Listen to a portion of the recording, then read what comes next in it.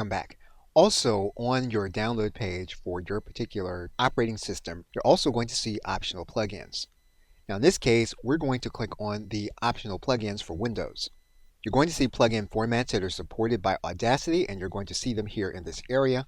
And you're going to also see popular plugins. Now, as of the recording of this video, you're going to see here that there is a plugin that will check to see if an audiobook is going to comply with Amazon ACX. You can download that plugin by clicking this button. And you'll be able to look at the details of this particular plugin. Now, if you have previously installed Audacity on your personal computer, you're going to want to take a look at this article on FFmpeg on the Audacity site. And in the previous video, FFmpeg has already been installed, but one of the things you're going to want to note is that in previous versions, you need to have a specific element as part of your Audacity in order to export MP3 files.